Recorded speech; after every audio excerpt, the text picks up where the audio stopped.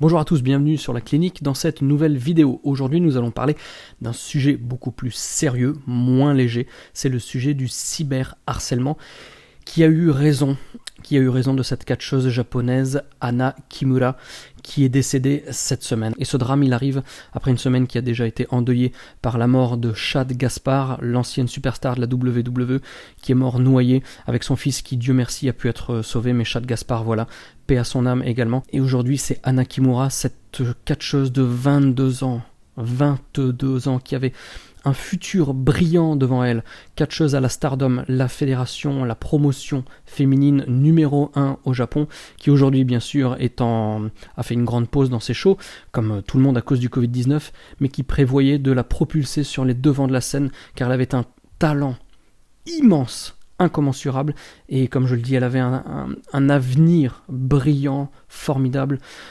Pas que au Japon, à l'échelle planétaire, c'était certain que cette catcheuse Hana Kimura était destinée à une grande carrière. Et le fait qu'elle soit partie beaucoup trop tôt, ça nous sensibilise d'autant plus sur un sujet qui lui va mettre la lumière sur des petites sous-merdes qui sont en échec dans leur vie, qui sont des personnes fragiles psychologiquement et qu'il faut dénoncer. Et c'est ce que je vais faire dans cette vidéo en dressant un portrait psychologique de ces trolls, de ces haters qui pensent avoir une place sur Internet alors qu'ils n'ont de place ni sur Internet ni dans la vraie vie, dans leur propre vie.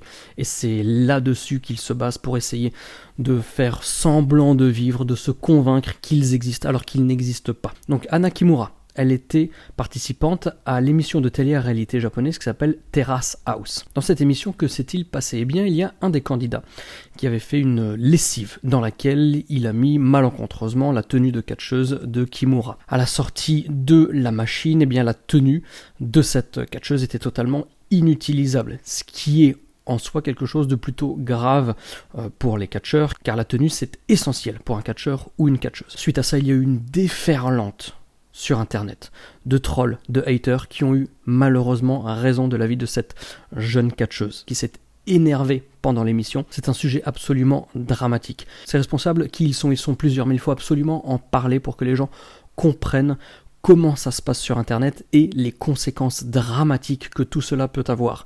Les premiers responsables, ce sont les chaînes télé et les sociétés de production qui montent les épisodes de telle manière que le public soit investi de sentiments, tantôt positifs, tantôt négatifs, parce qu'à partir du moment où on va toucher la corde sensible, on va toucher les émotions du public, eh bien on est assuré d'augmenter l'audimat.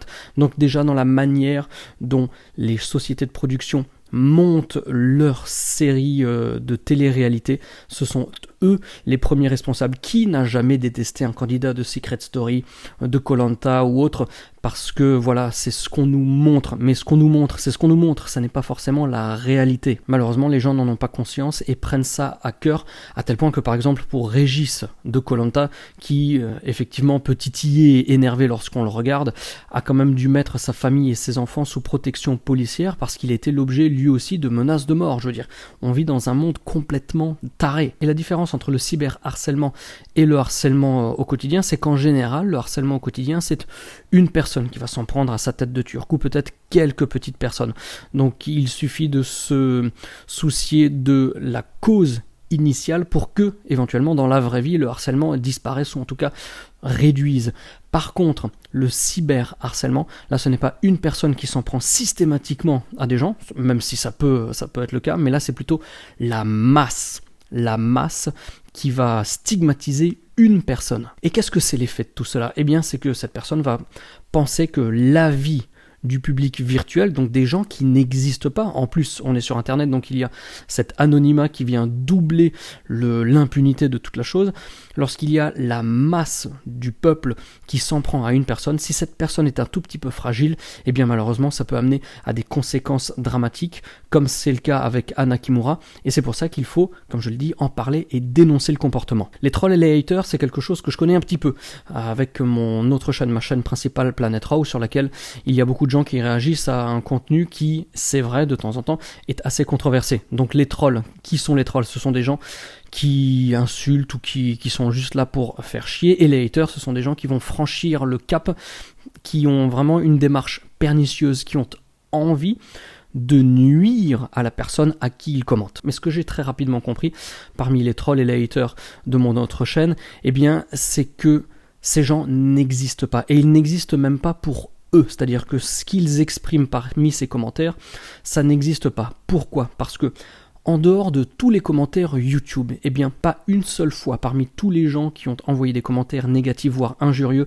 j'ai déjà eu aussi des gens qui ont dit tu ferais mieux de mourir, parmi tous ces gens, personne n'a fait l'effort d'envoyer un email. Ce qui veut dire que si on n'envoie pas d'email, eh bien ce qu'on écrit finalement, les gens ne le pensent soit pas vraiment, soit ne sont pas investis d'un sentiment qui les pousse à vraiment officialiser ces critiques par l'email, parce que l'email, ce serait vraiment mettre, un poinçon d'approbation sur la légitimité de ce qu'ils pensent et de ce qu'ils écrivent. Vous voyez ce que je veux dire ? Donc ça montre qu'il ne faut surtout pas considérer ce qui est écrit négativement dans vos vidéos, dans vos posts, sur vos Twitter, sur vos Facebook, etc. Parce qu'en plus de ça, qui sont ces sous-merdes de trolls et de haters ? Eh bien, ce sont des gens qui, à la base, moi, me font plus de peine qu'autre chose. Quand on m'insulte sur une vidéo YouTube, je le prends pas personnellement, je m'en fous, parce que je me dis que ce troll, pour avoir le temps de consommer un contenu, de commenter, de dire que c'est de la merde, eh bien cette personne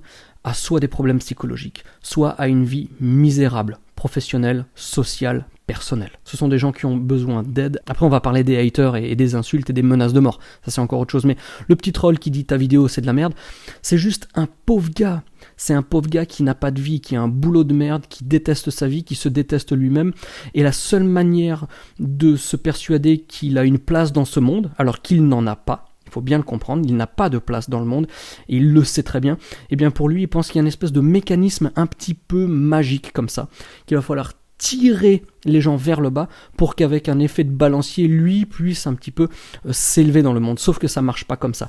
Et en plus de ça, les trolls, eh bien pour se sentir exister, ils se nourrissent exclusivement des réactions qu'ils sont capables de générer. Donc quand quelqu'un écrit sur une vidéo « tu n'es qu'un con, tu n'es qu'une conne », etc., s'il n'y a pas de réponse, eh bien cette personne va rester dans l'échec de sa vie, il va rester face à la misère qui l'habite au quotidien, parce que si on ne lui donne rien en retour en disant mais non, en se justifiant ou autre, eh bien lui n'a rien pour se nourrir. Donc quelqu'un qui insulte, la meilleure chose, ce n'est pas de lui répondre pour essayer de lui faire changer son fusil d'épaule, parce que ça de toute façon il n'est pas là pour ça, il est juste là pour vous pourrir la vie en espérant, se sentir un tout petit peu mieux. Donc quand on ne lui répond pas, eh bien il va être encore plus enfoui dans la merde quotidienne dans laquelle il se trouve déjà psychologiquement. Après par contre, il y a les haters et ceux qui vont vraiment aller au-delà de ça, qui vont écrire des choses qui sont répréhensibles par la loi, et c'est ça qu'il faut aussi retenir de cette affaire, c'est que le hater qui va dire tu mérites de mourir ou autre,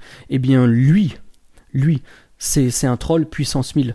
Lui, il faut s'occuper de son cas de manière pénale. Il faut que la loi change, il faut que le monde de l'internet soit capable de remonter les feeds d'actualité, les Twitter, les Facebook, les commentaires YouTube de personnes qui seraient allées dans des extrêmes, comme c'est le cas de la catcheuse Anna Kimura, parce que en remontant sur des IP ou autres, on a toujours le moyen. Alors c'est vrai qu'il y a toujours les questions de VPN et autres, mais il faut que la loi petit à petit puisse évoluer pour empêcher l'impunité, et aussi que des gens comme ça puissent poster à tout va de manière totalement anonyme sans que l'on remonte vers eux, alors qu'il y a eu des drames qui en ont découlé. Donc moi, mon souhait, c'est pas que les trolls qui disent ta vidéo c'est de la merde soient punis, non, c'est que lorsqu'il y a un cas qui déborde, eh bien au moins dans ces cas-là, que l'on puisse remonter et retrouver l'identité de toutes les personnes qui ont posté des choses qui ont amené à ce drame, et que avec l'IP,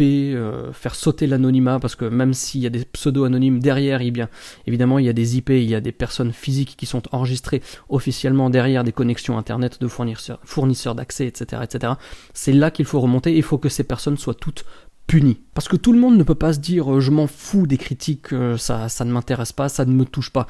Évidemment au début, de toute façon même la moindre critique touche obligatoirement. Mais au bout d'un moment, quand il y a beaucoup de gens qui insultent, et puis par exemple sur mon autre chaîne, plus de 300 vidéos, Au bout d'un moment, j'ai compris que ces gens n'existent pas. Ce sont juste des pauvres merdes du quotidien qui ne sont arrivés à rien dans leur vie et qu'ils se détestent, ils se détestent. Et donc, s'ils se détestent, ils sont obligés de détester le monde. Donc, c'est pas forcément, ce ne sont pas des critiques envers le monde. C'est simplement des gens qui se livrent. Et ça, ils en ont pas conscience. C'est des gens qui se livrent de manière directe pour eux. Voilà, je le dis, ils ne savent pas. Mais quand quelqu'un troll, c'est un aveu de faiblesse, c'est un aveu de détresse, c'est une personne qui doit être aidée, mais c'est aussi une personne qui dit voilà, regardez-moi. Quand j'écris ça, ça veut dire regardez-moi, j'avoue être une merde. Alors ne me faites pas dire ce que j'ai pas dit. Il y a une grande différence entre la critique en disant je ne suis pas d'accord avec toi ou je pense que tu dis des conneries, parce que lorsqu'il y a de l'argumentation, là on n'est pas du tout dans ce cas-là. L'argumentation, lorsque c'est argumenté et justifié, on a le droit, j'ai envie de dire quasiment tout. Mais lorsqu'il y a la gratuité, l'impunité et la menace, eh bien là, c'est tout à fait autre chose. Donc toutes ces sous-merdes, toutes ces petites sous-merdes comme ça qui gravitent sur l'internet, soit il ne faut pas les considérer, parce que ce sont simplement des gens qui sont au bout du rouleau, j'ai envie de dire, et qui sont dans une situation que moi, je n'aimerais pas vivre pour ma propre vie, psychologiquement, professionnellement, émotionnellement, etc. Mais pour ceux qui franchissent ce cap odieux de l'insulte, de la menace de mort ou du souhait de la mort des personnes à qui ils écrivent, là, il faut que le monde de l'internet change et que le cyberharcèlement soit enfin puni et que tous ces gens qui pensent que sous couvert une fois d'anonymat et que voilà, l'internet c'est du gratuit et les mots n'ont pas de poids, eh bien non, ces mots, lorsqu'ils vont être combinés sur des milliers, des dizaines de milliers de fois, parce que une société de production vous a montré une réalité fallacieuse, une réalité qui n'avait rien à voir avec ce qui s'est réellement passé, eh bien le public qui tombe toujours dans les extrêmes. En plus, quand on est sur du Twitter, de l'Instagram, on est dans l'instantanéité, dans des tout petits posts. Donc évidemment, on ne peut que poster des choses extrêmes, positives ou négatives. Mais lorsqu'on n'a que quelques caractères pour exprimer un sentiment, c'est obligatoirement de l'extrême. Ça ne peut pas être réfléchi, nuancé, équilibré, balancé. Vous voyez ce que je veux dire? Donc c'est aussi ça, le fonctionnement de l'Internet qui va induire des comportements toujours de plus en plus extrêmes. Et c'est évidemment horrible de se dire que le monde a été endeuillé, et en plus le monde du catch qui nous est cher, qu'il a été touché et endeuillé par le départ beaucoup trop tôt d'une jeune catcheuse de 22 ans qui était pleine de promesses, qui avait un futur brillant devant elle à la Stardom au Japon, la compagnie de catch féminin. C'est odieux. Donc il faut que ce soit géré de manière légale, internationale et systématique pour prévenir ce genre de drame, faire en sorte que ça n'arrive plus jamais.